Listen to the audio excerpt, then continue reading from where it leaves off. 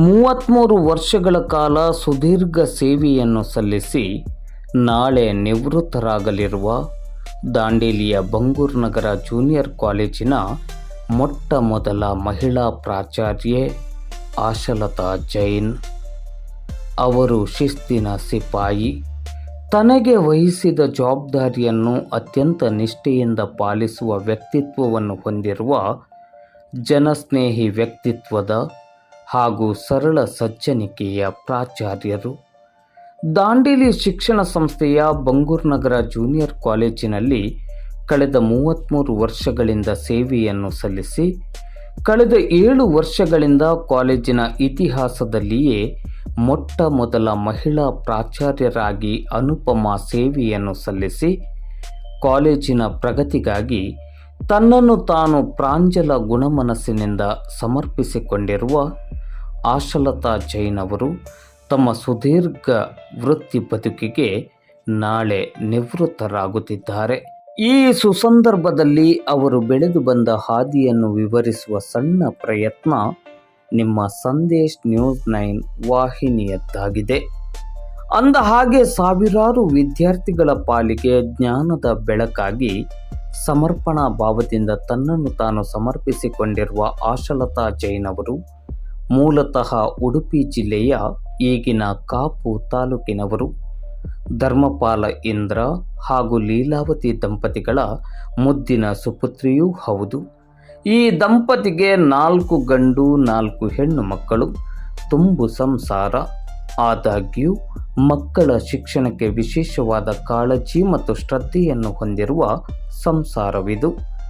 ಜೈನ ಮನೆತನದ ಹೆಮ್ಮೆಯ ಕುಡಿಯಾಗಿರುವ ಆಶಲತಾ ಜೈನ್ ಅವರು ದಿನಾಂಕ 27/1/1966ರಲ್ಲಿ ಜನಿಸಿದರು.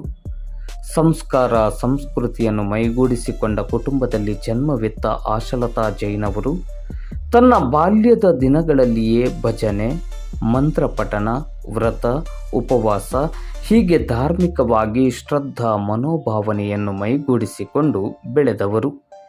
ಇವರು ತನ್ನ ಪ್ರಾಥಮಿಕ ಶಿಕ್ಷಣವನ್ನು ಸರಕಾರಿ ಹಿರಿಯ ಪ್ರಾಥಮಿಕ ಶಾಲೆ ಕಾಪು ಇಲ್ಲಿ ಪಡೆದು ಆನಂತರ ಪ್ರೌಢ ಶಿಕ್ಷಣವನ್ನು ಕಾಪುವಿನ ಮಹಾದೇವಿ ಪ್ರೌಢಶಾಲೆಯಲ್ಲಿ ಪಡೆದ ನಂತರ ಅಲ್ಲೇ ಹತ್ತಿರದ ಪೊಳೆಪ್ ಸರಕಾರಿ ಪದವಿ ಪೂರ್ವ ವಿದ್ಯಾಲಯದಲ್ಲಿ PUC ಶಿಕ್ಷಣವನ್ನು ಪಡೆದು ನಂತರ ಶಿರ್ವಾದಲ್ಲಿರುವ ಸೈಂಟ್ ಮೇರೀಸ್ ಕಾಲೇಜಿನಲ್ಲಿ ವಾಣಿಜ್ಯ ಪದವಿಯನ್ನು ಪಡೆದುಕೊಂಡರು. ತನ್ನ ವಿದ್ಯಾರ್ಥಿ ಜೀವನದಲ್ಲಿ ಪ್ರಾಥಮಿಕ ಶಿಕ್ಷಣದಿಂದ ಹಿಡಿದು ಕಾಲೇಜು ಶಿಕ್ಷಣದವರೆಗೂ ಅತ್ಯುತ್ತಮ ಕ್ರೀಡಾಪಟುವಾಗಿ ತಾಲೂಕು, ಜಿಲ್ಲೆ ಹಾಗೂ ರಾಜ್ಯ ಮಟ್ಟದಲ್ಲಿ ಬಹುಮಾನವನ್ನು ಗಿಟ್ಟಿಸಿದ ಶ್ರೇಯಸ್ಸನ್ನು ಆಶಲತಾ ಜೈನ್ ಅವರು ಹೊಂದಿದ್ದಾರೆ. ಪದವಿ ಶಿಕ್ಷಣ ಮುಗಿಯುತ್ತಿದ್ದಂತೆಯೇ ಉದ್ಯೋಗವನ್ನು ಅರಸಬೇಕು ಎನ್ನುವಷ್ಟರಲ್ಲಿಯೇ 1990ರಲ್ಲಿ ಇವರ ವಿವಾಹವಾಯಿತು. ಮೂಲತಃ ಮೂಡಬಿದ್ರೆಯ ಶರತ್ ಕುಮಾರ್ ಜೈನ್ ಅವರನ್ನು ವಿವಾಹವಾದರು. ಶರತ್ ಕುಮಾರ್ ಜೈನ್ ಅವರು ದಾಂಡೇಲಿಯ ವೆಸ್ಟ್ ಕೋಸ್ಟ್ ಕಾಗದ ಕಾರ್ಖಾನೆಯಲ್ಲಿ ಅಧಿಕಾರಿಯಾಗಿ ಸೇವೆಯನ್ನು ಸಲ್ಲಿಸುತ್ತಿದ್ದ ಕಾರಣದಿಂದಾಗಿ ಆಶಲತಾ ಜೈನ್ ಅವರು ದಾಂಡೇಲಿಗೆ ಬರಬೇಕಾಯಿತು.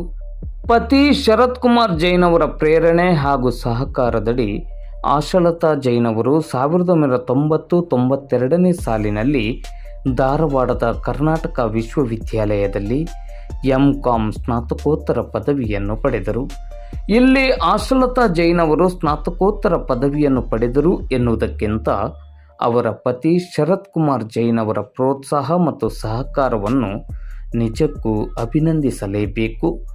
ಸ್ನಾತಕೋತ್ತರ ಪದವಿಯನ್ನು ಪಡೆದು ವರ್ಷದ ಒಳಗಡೆನೆ ಆಶಲತಾ ಜೈನ್ ಅವರು ದಾಂಡೇಲಿಯ ಬಂಗೂರು ನಗರ ಜೂನಿಯರ್ ಕಾಲೇಜಿನಲ್ಲಿ ಉಪನ್ಯಾಸಕರಾಗಿ 1993ರಲ್ಲಿ ಖಾಸಗಿಯಾಗಿ ಸೇವೆಗೆ ಸೇರ್ಪಡೆಯಾದರು.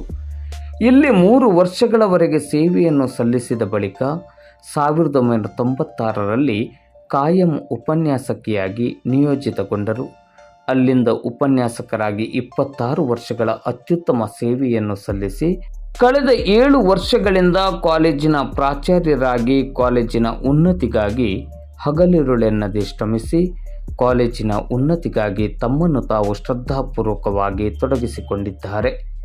ತಮ್ಮ ವೃತ್ತಿ ಬದುಕಿನ ಸಮಯದಲ್ಲಿ ಅನೇಕ ಬಡ ವಿದ್ಯಾರ್ಥಿಗಳ ಶಿಕ್ಷಣಕ್ಕೆ ನೆರವು, ಸಂಕಷ್ಟದಲ್ಲಿರುವವರ ಸಮಸ್ಯೆಗಳಿಗೆ ಸ್ಪಂದಿಸುವಿಕೆ, ಹೀಗೆ ಸದ್ದು ಮತ್ತು ಸುದ್ದಿ ಎರಡೂ ಇಲ್ಲದೆ ಬಲಗೈಯಲ್ಲಿ ಕೊಟ್ಟದ್ದು ಎಡಗೈಗೆ ಗೊತ್ತಾಗಬಾರದು ಎಂಬ ನಿಲುವಿನಡಿ ಸೇವಾ ಕೈಂಕರ್ಯದಲ್ಲಿ ನಿರತರಾದವರು ಸಹೋದರಿ ಆಶಲತಾ ಜೈನ್ ಎನ್ನುವುದನ್ನು ಅತ್ಯಂತ ಅಭಿಮಾನದಿಂದ ಹೇಳಲೇಬೇಕು. ಕಾಲೇಜಿನ ಬೋಧಕರು ಹಾಗೂ ಬೋಧಕೇತರ ಸಿಬ್ಬಂದಿಗಳಿಗೆ ಹಿರಿಯಕ್ಕನಾಗಿ ಸದಾ ಮಾರ್ಗದರ್ಶನ ಪ್ರೋತ್ಸಾಹವನ್ನು ನೀಡುತ್ತಾ ಬಂದಿರುವ ಮತ್ತು ವಿದ್ಯಾರ್ಥಿಗಳಿಗೆ ಅಚ್ಚುಮೆಚ್ಚಿನ ಗುರುಮಾತೆಯಾಗಿ ಕಾಲೇಜಿನ ಶೈಕ್ಷಣಿಕ ಚಟುವಟಿಕೆಗೆ ಸದಾ ಸ್ಫೂರ್ತಿಯ ಚಿಲುಮೆಯಾಗಿರುವ ಆಶಲತಾ ಜೈನ್ ಅವರು ತನ್ನ ಸುದೀರ್ಘ 33 ವರ್ಷಗಳ ಶಿಕ್ಷಣದ ಸೇವೆಗೆ ಮಹತ್ವದ ಅವಕಾಶವನ್ನು ನೀಡಿ ಸದಾ ಮಾರ್ಗದರ್ಶನವನ್ನು ನೀಡಿದ ದಾಂಡೇಲಿ ಶಿಕ್ಷಣ ಸಂಸ್ಥೆಯ ಸರ್ವ ಪದಾಧಿಕಾರಿಗಳಿಗೆ, ತುಂಬು ಹೃದಯದ ಸಹಕಾರವನ್ನು ನೀಡಿದ ಕಾಲೇಜಿನ ಬೋಧಕರು ಹಾಗೂ ಬೋಧಕೇತರ ಸಿಬ್ಬಂದಿಗಳಿಗೆ, ಕಾಲೇಜಿನಲ್ಲಿ ಕಲಿತು ಹೋದ ವಿದ್ಯಾರ್ಥಿಗಳು ಮತ್ತು ಕಲಿಯುತ್ತಿರುವ ವಿದ್ಯಾರ್ಥಿಗಳಿಗೆ, ವಿದ್ಯಾರ್ಥಿಗಳ ಪಾಲಕರಿಗೆ ಸದಾ ಪ್ರೀತಿಯ ಸಹಕಾರವನ್ನು ನೀಡಿದ ದಾಂಡೇಲಿಯ ಮಹಾಜನತೆಗೆ ಕೃತಜ್ಞತೆಗಳನ್ನು ಸಲ್ಲಿಸಿದ್ದಾರೆ.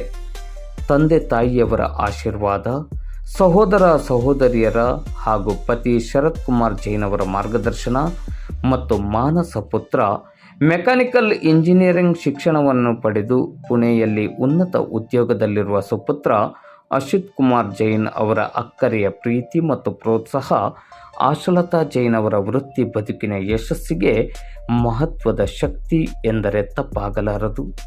ಸರಳತೆ, ನಯ, ವಿನಯತೆ, ಬಡವರ, ಸಂಕಷ್ಟದಲ್ಲಿದ್ದವರ ಸಮಸ್ಯೆಗಳಿಗೆ ಸ್ಪಂದಿಸುವ ಹೃದಯವಂತಿಕೆಯನ್ನು ಹೊಂದಿರುವ ಹಿರಿಯಕ್ಕ ಆಶಲತಾ ಜೈನ್ ಅವರಿಗೆ ಅವರ ಸುದೀರ್ಘ ಶಿಕ್ಷಣ ಸೇವೆಗೆ ಅನಂತ ಅಭಿವಂದನೆಗಳೊಂದಿಗೆ ಅವರ ನಿವೃತ್ತ ಜೀವನವು ಸುಖಕರವಾಗಿರಲೆಂದು, ಆರೋಗ್ಯದಾಯಕವಾಗಿರಲೆಂದು ಈ ನೆಲದ ಮಹಾನ್ ಶಕ್ತಿ ಸತ್ಪುರುಷ ಶ್ರೀ ದಾಂಡೇಲಪ್ಪನಲ್ಲಿ ಪ್ರಾರ್ಥಿಸುವ ಮೂಲಕ ಮತ್ತೊಮ್ಮೆ ಮಗದೊಮ್ಮೆ ಅನಂತ ವಂದನೆಗಳೊಂದಿಗೆ ನಿವೃತ್ತ ಜೀವನಕ್ಕೆ ಶುಭಾಶಯಗಳು.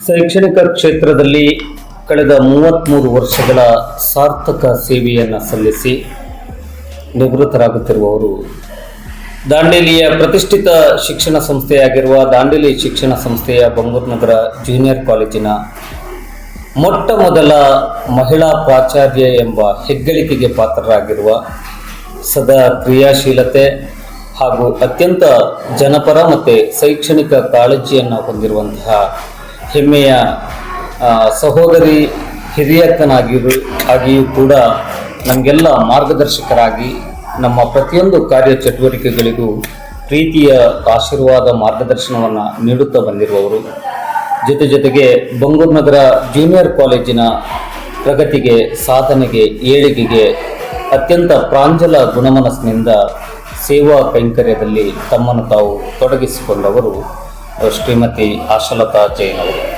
26 ವರ್ಷಗಳವರೆಗೆ ಈ ಕಾಲೇಜಿನಲ್ಲಿ ಉಪನ್ಯಾಸಕಿಯಾಗಿ, ಆ ನಂತರ ಕಳೆದ 7 ವರ್ಷಗಳಿಂದ ಈ ಕಾಲೇಜಿನ ಅನುಪಮ ಪ್ರಾಚಾರ್ಯರಾಗಿ ಗಮನಾರ್ಹ ಸೇವೆಯನ್ನು ಸಲ್ಲಿಸಿ ಇದೀಗ ನಿವೃತ್ತರಾಗ್ತಾ ಇದ್ದಾರೆ. ಈ ಸಂದರ್ಭದಲ್ಲಿ ನಿಮ್ಮ ಈ ಸಾರ್ಥಕ ಶೈಕ್ಷಣಿಕ ಸೇವೆಗೆ ಅತ್ಯಂತ ಅಭಿಮಾನದ ಅಭಿನಂದನೆಗಳನ್ನು ಸಲ್ಲಿಸ್ತಾ, ನಿಮ್ಮ ನಿವೃತ್ತ ಜೀವನವು ಸುಖಕರವಾಗಿರಲಿ, ಸದಾ ಆನಂದಮಯವಾಗಿರಲಿ. ಭಗವಂತ ನಾವು ನಂಬಿರುವ ಈ ನೆಲದ ಶ್ರೀ ಸತ್ಪುರುಷ ದಾಂಡೇಲಪ್ಪನ ಅನುಗ್ರಹ ಸದಾ ನಿಮ್ಮ ಮೇಲೆ ಇರಲಿ, ಆರೋಗ್ಯ ನಿಮ್ಮ ಆಸ್ತಿಯಾಗಿರಲಿ ಎನ್ನುವ ಆಶಯ ಮತ್ತು ಹಾರೈಕೆಯೊಂದಿಗೆ ಮತ್ತೊಮ್ಮೆ ಮಗದೊಮ್ಮೆ ನಿಮಗೆ ಅನಂತ ಸಮಸ್ತ ದಾಂಡೇಲಿಗರ ಪರವಾಗಿ, ದಾಂಡೇಲಿಯ ವಿದ್ಯಾರ್ಥಿಗಳ ಪರವಾಗಿ ಅಭಿನಂದನೆಗಳು, ಕೃತಜ್ಞತೆಗಳು, ವಂದನೆಗಳನ್ನು ಸಲ್ಲಿಸ್ತಾ, ಕಳೆದ 33 ವರ್ಷಗಳ ಸೇವೆಯ ಬಗ್ಗೆ ಹೇಳುವುದಾದರೆ ಏನು ಹೇಳ್ತೀರಿ ಮೇಡಮ್? ಸರ್ ನಮಸ್ತೆ ಸರ್, ನಾನು ಕಳೆದ 33 ವರ್ಷಗಳಿಂದ ನಮ್ಮ ಈ ದಾಂಡೇಲಿ ಶಿಕ್ಷಣ ಸಂಸ್ಥೆಯ ನಮ್ಮ ಬಂಗೂರು ನಗರ ಜೂನಿಯರ್ ಕಾಲೇಜಿನಲ್ಲಿ ಸೇವೆ ಸಲ್ಲಿಸ್ತಾ ಇದ್ದೇನೆ. ನಾನು ಇಲ್ಲಿ ಸೇವೆ ಸಲ್ಲಿಸಲಿಕ್ಕೆ ಬಂದಿದ್ದೆ ಒಂದು ಆಕಸ್ಮಿಕ ಅಂತ ಹೇಳ್ಬೋದು. ಯಾಕಂತ ಹೇಳಿದರೆ, ದಾಂಡೇಲಿಯನ್ನು ಮಿನಿ ಇಂಡಿಯಾ ಅಂತ ಕರೀತಾರೆ.